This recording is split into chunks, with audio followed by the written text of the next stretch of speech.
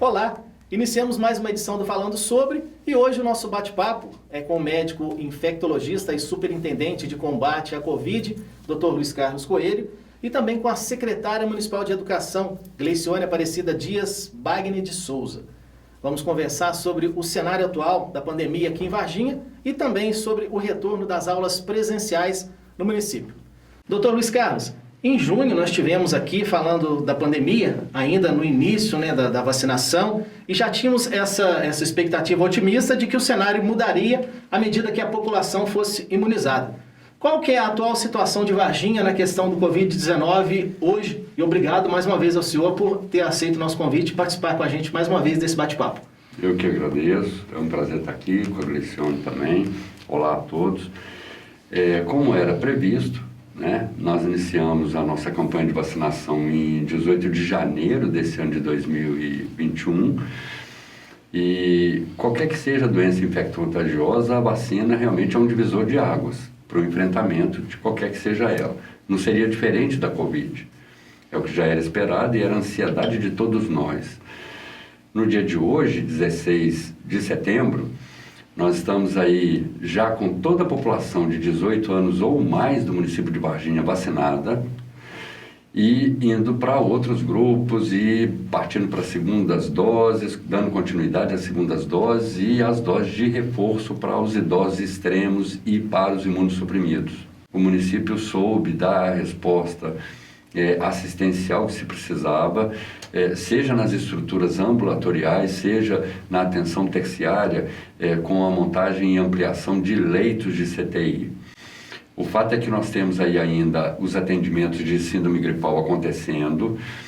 Nós mantivemos até esse momento 2 unidades de gripe, das 4 que foram criadas, e mais a unidade de gripe da UPA, a porta de entrada de Covid-19, sintomático respiratório e síndrome gripal da UPA, ela prevalecerá, não desmobilizada, até que se tenha aí uma saída desse momento de emergência em saúde pública.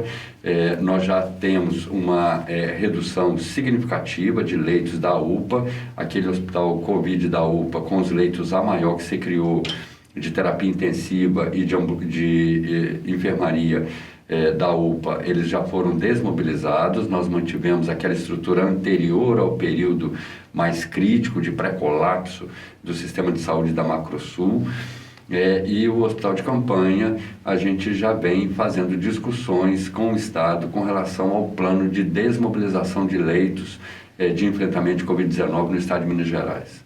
E essa vacinação também trouxe um reflexo aí na questão da educação, aqui do município. Em junho também nós tivemos aqui no bate-papo, com a SEDUC falando a respeito da educação na pandemia, o projeto Alfabetiza Mais. Enfim, foi preciso reinventar a educação, secretária? Obrigado também por aceitar o nosso convite. Eu que agradeço, é sempre um prazer podermos discutir um pouco sobre a educação. Eu vejo que com esse controle epidemiológico do Covid, nos trouxe uma certa condição de colocarmos agora as crianças na modalidade presencial. A educação tem sido uma descoberta diariamente, mesmo porque nós estamos passando por tudo aquilo que jamais pensávamos que pudéssemos passar. Então, as aulas híbridas, a modalidade remota e agora retornando na modalidade presencial, porém ainda com alguns pais que fizeram a opção para que os filhos permanecessem nas atividades remotas. E essa reinvenção da educação, ela está muito diretamente ligada à reinvenção dos professores também. A questão do reinventar pedagogicamente para que possamos atingir todos os níveis dos nossos alunos. Aqueles que têm acesso à internet, aqueles que não têm acesso à internet, aqueles que moram na zona rural, como chegar até eles, aqueles que de repente se evadiram, como que nós vamos fazer essa busca ativa para acolher e trazer esse aluno novamente para a escola. Então, são momentos que nós falamos que é uma descoberta diária, Nós tivemos a possibilidade agora de fazermos uma prova, o Avalia Varginha, juntamente com a Universidade Federal de Juiz de Fora, e para a gente conseguir mapear como que esses alunos estão. O doutor Luiz Carlos, o senhor falou a respeito da questão da cobertura vacinal. Gostaria que o senhor reforçasse como que está a cobertura vacinal aqui no município de Varginha. Eu já emendo uma outra pergunta. Já existe algumas diretrizes definidas pelo Ministério da Saúde com relação a essa terceira dose ou dose de reforço? Olha, no momento nós já praticamente vacinamos aí 100 mil vargienses com primeira dose e 40 mil vargienses com vacinação completa, incluindo a segunda dose. Então é próximo de 150 mil doses de vacina contra a Covid-19 já aplicadas no município de Varginha. A gente mantém o estoque de segunda dose guardado, intocável dentro da rede de frios do município, para que todo mundo que tome a sua primeira dose tenha a certeza de que terá a segunda dose do mesmo imunizante.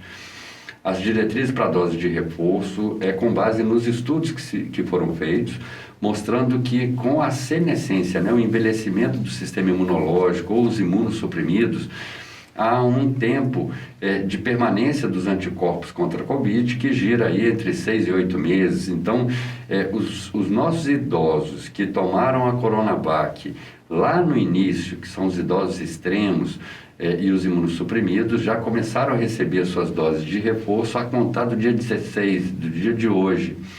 Nesse momento, nós estamos vacinando todos os nossos idosos asilados, né? Os asilados foram o nosso primeiro ponto de partida para a vacinação contra a Covid. É um público-alvo específico muito importante para nós. Há uma responsabilidade muito grande nossa da saúde com relação aos asilados. Então, nós começamos pelo Lar São Vicente de Paula, fazendo a dose de reforço para aqueles que estavam lá naquele momento, há 6 meses ou mais, e que receberam as 2 doses da Coronavac. As Pfizer e AstraZeneca naquele momento não eram disponibilizadas, então nós não temos idosos nesse primeiro momento que tomaram as 2 outras vacinas e que também terão elegibilidade para uma dose de reforço. Então existe uma intercambiabilidade entre as vacinas em que o indivíduo que recebeu 2 doses de um imunizante, a dose de reforço será de outro imunizante, para ampliar a produção de anticorpos, fazendo com que essa resposta do organismo contra o vírus da Covid-19 seja mais ampliada. E esse trabalho, essa cobertura vacinal, é um trabalho em conjunto, um trabalho reflete no outro. E essa questão da vacinação era um anseio, o secretário, dos profissionais de educação. E como que está sendo trabalhado esse protocolo de volta às aulas presenciais, Nós tivemos a volta só de algumas séries. Como que deve funcionar isso nos próximos meses? Cleison, isso realmente foi um fato que nos dá mais segurança, sabendo que os professores já receberam a segunda dose, a maioria dos pais, a grande maioria dos pais dos nossos alunos já receberam também, e a gente vê que isso traz a segurança, apesar de que tem um protocolo sanitário. Nós continuamos com esse protocolo que a Vigilância Sanitária muito bem tem conduzido, tem visitado as escolas e tem percebido o quanto as diretoras, a equipe gestora das escolas tem atentado e tem cuidado. Então agora, com essa maior segurança, foi possível iniciarmos as aulas da educação infantil, 0 a 3, 4 e 5 anos, e primeiro e segundo anos do ensino fundamental 1, eles estão tendo aulas presenciais. Então, todos os dias eles têm aula, não tem mais as atividades de interstício, não tem, apenas continuamos com alguns alunos ainda na forma remota, por opção dos pais. O distanciamento, que era 1,5 m, agora já passou 1 metro entre as crianças, entre as vias respiratórias. Continuamos com todo o cuidado, a questão da higienização, o uso do álcool gel. O álcool gel tem em todos os espaços das escolas. O distanciamento externo continua 1,5 m, né? E as crianças, o uso de máscara é imprescindível, assim como aquelas educadoras que têm mais contato com as crianças, elas utilizam, além das máscaras, face shield e também um avental. Nós podemos dizer, secretária, que essas crianças em período de alfabetização foram as mais prejudicadas com essa questão da pandemia, até aí, por isso, uma preocupação em retornar com elas o quanto antes essas aulas presenciais? Sim, as crianças que estavam no processo de alfabetização teve uma lacuna muito grande, né? Nós estamos tentando amenizar um pouco essa situação, fazendo, né? Tem o Alfabetiza Mais, tanto na parte da educação matemática como da língua portuguesa, que as crianças são vídeos gravados pelos educadores, pelas professoras. Esses vídeos também a TV Princesa tem disponibilizado, né, o site, tem o site da própria, o portal de educação da própria SEDUC, assim como também tem no YouTube. Mas ainda é pouco, porque a questão da presença física para a criança é muito importante, porque a gente não preocupa só com um conhecimento específico, a gente tem que ver o aluno como um ser integral, né? Como que está a parte psicológica dele, que afeta a parte cognitiva, né?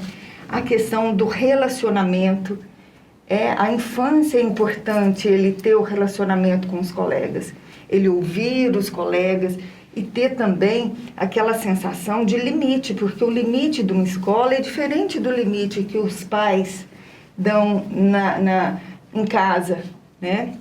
Então, tudo isso é importante. A gente tem se preocupado muito com a questão socioemocional, não só dos nossos professores, mas também dos nossos alunos. Então, a gente tem trabalhado com os alunos, muito isso, e com os professores também, através de várias palestras. Doutor Luiz Carlos, e todas essas questões, tanto na educação e em outras áreas, são questões ali que têm uma atenção especial da Superintendência de Combate à Covid. Exatamente. Todos esses protocolos, eles partem da vigilância em saúde. Então, é a área técnica da vigilância em saúde, que soma aí a vigilância sanitária mais a vigilância epidemiológica, de onde emana os protocolos próprios do município de Varginha. Obviamente, essa reinvenção dos espaços e dos fluxogramas dentro das escolas, ele é o mesmo tipo de contingenciamento que se criou para todos os outros setores da economia e da prestação de serviços. Obviamente, as escolas, elas eram espaços que nunca se imaginava ter essa dificuldade de agregar esses alunos no mesmo espaço. Evidentemente que há aí uma perda imensurável não só do ensino, como também da sociabilidade desses alunos, né, numa fase tão importante do viver. Havia sempre uma preocupação muito grande de proporcionar condições ótimas para esse retorno. Foi feito um trabalho gigantesco da vigilância sanitária no sentido de checklists para que as escolas se adequassem e pudessem proporcionar essa segurança e, ao mesmo tempo, assim, foram feitos vários inquéritos epidemiológicos para acompanhar toda a retomada do ensino presencial, mesmo que da forma híbrida. Então, tudo que se queria é isso, que a gente pudesse proporcionar para essas crianças e para a comunidade toda da educação condições de trabalho, condições de aprendizagem e condições de sociabilidade.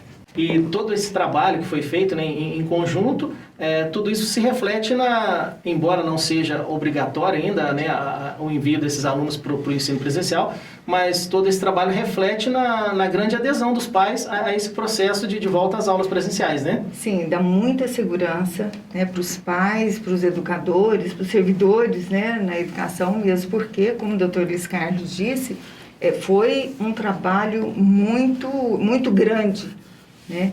E que talvez nós não conseguíssemos fazer sozinhos, nós da educação. Então, nós tivemos ajuda de várias secretarias, secretaria de obras, né?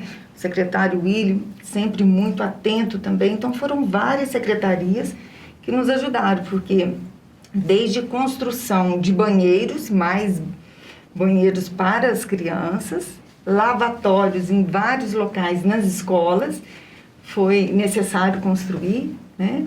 E a questão do distanciamento também, a remarca de uma escola todinha, então todos os espaços da escola, não só dentro de sala de aula, mas os espaços externos, todos demarcados. Então, principalmente, a gente pode deixar muito evidenciado que o protocolo de segurança, né, é um protocolo que está sendo atendido 100%, os diretores e os servidores estão atentos a cada detalhe. A higienização das escolas é uma coisa que a gente fala que está preste a um hospital de tanta higienização, né? E isso é muito bom, porque tudo aquilo que a gente pode dar segurança para as famílias, para os pais, para os nossos educadores, é muito bom, que a gente quer trabalhar com segurança. E nesse sentido nós estamos assim muito tranquilos, né? Então agora é a hora de retomarmos as aulas presenciais, dos alunos voltarem às salas de aula. Nós estamos esperando o aval, né, da Vigilância Sanitária mais nosso superintendente, para que as outras turmas, doutor Luiz Carlos, para as outras turmas também terem o prazer de estarem todos os dias na sala de aula, porque lugar de criança é na escola. Doutor Luiz Carlos, é importante a gente ressaltar, né, que embora nós tenhamos, né, esses avanços, né, tenhamos muito a se comemorar neste momento, a pandemia ainda não acabou e essas medidas, né, como o uso de máscara, álcool em gel, a higienização das mãos, continuam sendo necessárias mesmo daqueles vacinados, né? Exatamente, isso é fundamental porque todo mundo sabe que a gente tem aí o fantasma das variantes, né? E a gente ainda precisa de avançar bem na aplicação de segunda dose para que a gente tenha realmente uma leitura fiel dessa melhora do cenário epidemiológico. E essas variantes ainda preocupam, doutor? Preocupam. Existe a variante Delta, que já foi identificada em muitas das cidades nossas da região Macro-Sul. Existe a variante Bu, que é uma variante que vem se aproximando. As variantes, elas são de alta transmissibilidade, mas elas têm se mostrado de baixa letalidade. Então, assim, há uma inteligência viral em que quanto mais ele consegue replicar e transmitir, mais ele consegue se perpetuar. Mas, ao mesmo tempo, para ele perpetuar e replicar e ter uma alta transmissibilidade, ele tem que preservar, de alguma forma, o hospedeiro, que nesse caso é o homem. Então, ele fica menos letal, mais transmissível. Então, a morbidade, o adoecer, ele pode aumentar. Mas o que a gente entende é que esses anticorpos que estão sendo produzidos e essa imunidade comunitária, por isso mesmo, é importante para que a gente tenha um outro cenário. Sim, doutor, e a vacinação não é obrigatória, né? E nós temos algumas pessoas que são resistentes a vacinar. De que forma, no município de Varginha, nós temos esses casos? De que forma vocês acompanham esses casos? E de uma certa maneira, esses que não optam pela vacina prejudicam de alguma forma o trabalho? É muito pontual, é um grupo infinitamente pequeno de pessoas que não buscaram pela sua vacina. Prova disso é o número das vacinas aplicadas no município e as coberturas vacinais de 100% praticamente em todos os grupos prioritários. Então, com o passar do tempo, as pessoas foram ficando cada vez mais seguras com relação à vacina e cada vez mais desconfiadas das fake news e do movimento anti-vacina. Então, o que se tem aí é que se comemorar. Nós tivemos próximo de 30 pessoas que assinaram um termo de recusa com relação ao imunizante que estava sendo oferecido naquele momento. Então, depois de terminada a vacinação de 18 anos ou mais, essa pessoa volta para a fila e pode buscar pelo imunizante, mesmo assim, ainda sem poder escolher. E, excepcionalmente, a gente tem alguém que não procurou pela primeira dose, por uma questão de convicção pessoal e tudo mais, muito embora a gente tenha falado muito que é preciso uma empatia, né, de que e entender que a vacina não é só uma proteção individual. A vacina é uma estratégia de proteção coletiva. Eu preciso ter uma cobertura vacinal de mais de 90% para que eu tenha mais que 70% da população imunizada. Vacinado é quem recebeu a vacina, imunizado é aquele que recebeu a vacina e produziu o anticorpo. Então, por isso que ela é uma estratégia coletiva. Bem, nós chegamos ao final de mais um bate-papo aqui no Falando Sobre. Gostaria de agradecer mais uma vez, Dr. Luiz Carlos, pela sua participação com a gente aqui, trazendo essas informações importantes, viu? Muito obrigado. Agradeço também aqui a secretária Gleicione, também, que se dispôs a estar aqui com a gente, trazendo essas informações, né? Informações importantes, né, para a população, para a nossa comunidade escolar, né, deste retorno dos alunos, né, às aulas. Muito obrigado, viu? Eu que agradeço. E se você tem alguma sugestão, dúvida ou até mesmo quer fazer algum questionamento a respeito do bate-papo que nós tivemos hoje, você pode deixar a sua contribuição aqui nos comentários, bem como deixar aqui sugestões para os nossos próximos bate-papos. Então é isso e nos vemos na semana que vem.